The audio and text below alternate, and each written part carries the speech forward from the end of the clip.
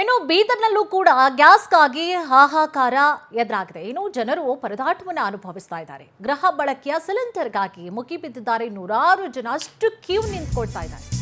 ಬೀದರ್ನಲ್ಲಿ ನೋಡಿ ಗ್ಯಾಸ್ಗಾಗಿ ಹಾಹಾಕಾರ ಎದುರಾಗಿದೆ.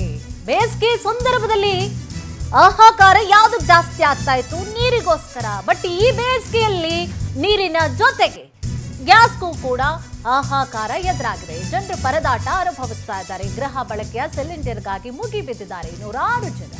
ನಗರದ ಗ್ಯಾಸ್ ಏಜೆನ್ಸಿಗಳ ಮುಂದೆ ಕ್ಯೂ ನಿಂತ್ಕೊಂಡಿದ್ದಾರೆ ಗ್ರಾಹಕರನ್ನ ನಿಯಂತ್ರಣ ಮಾಡಲಿಕ್ಕೆ ಪೊಲೀಸರು ತೀವ್ರ ಹರಸಾಹಸವನ್ನ ಮಾಡ್ತಾ ಇದ್ದಾರೆ. ಇನ್ನು ಗ್ಯಾಸ್ಗಾಗಿ ಗಲಾಟೆಗಳೇ ಆಗ್ತಾ ಇದೆ. ಕ್ಯೂ ನಿಂತ್ಕೊಳ್ಳೋದಿರ್ಲಿ, ಗಲಾಟೆ ಮಾಡ್ಕೊಳ್ತಿ. ಈ ಬಿಸಿಲಲ್ಲಿ ನಿಂತ್ಕೊಳ್ಬೇಕು. ಒಂದು ಸಿಗುತ್ತೋ ಇಲ್ವೋ ಅದು ಕೂಡ ಅವರು ಕನ್ಫರ್ಮ್ ಆಗಿ ಗೊತ್ತಿಲ್ಲ.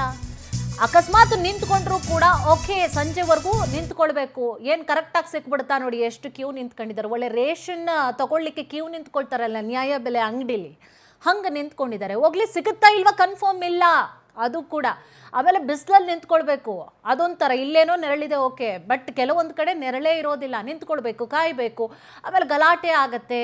ಸೊ ಇವರನ್ನ ನಿಯಂತ್ರಣ ಮಾಡಲಿಕ್ಕೆ ಈಗ ಪೊಲೀಸರನ್ನು ಕೂಡ ನಿಯೋಜನೆ ಮಾಡಲಾಗಿದೆ. ಪೊಲೀಸರಿಗೂ ಕೂಡ ತೀವ್ರ ಹರಸಾಹಸ ಆಗಿಬಿಟ್ಟಿದೆ.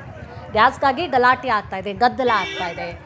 ಜೊತೆಗೆ ಈ ಸಂದರ್ಭದಲ್ಲಿ ಗ್ರಾಹಕರಿಗೆ ಎಚ್ಚರಿಕೆಯನ್ನು ಕೂಡ ಪೊಲೀಸರು ಕೊಡ್ತಾ ಇದ್ದಾರೆ. ಬನ್ನಿ, ನಿಂತ್ಕೊಳ್ಳಿ, ತಗೊಂಡು ಹೋಗಿ, ಸುಮ್ಮನೆ ಯಾಕೆ ಗಲಾಟೆ ಮಾಡ್ಕೊಳ್ತೀರಾ, ನಮಗೂ ಯಾಕೆ ತಲೆ ಬಿಸಿ ಮಾಡ್ತೀರಿ ಅಂತ ವಾರ್ನ್ ಕೂಡ ಮಾಡ್ತಿದ್ದಾರೆ.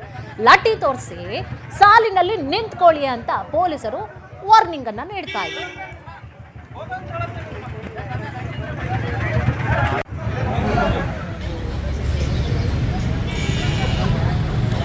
ಪರಿಸ್ಥಿತಿ ಯಾವ ರೀತಿಯಾಗಿದೆ ಗಮನಿಸ್ತಾ ಇದ್ದೀವಿ.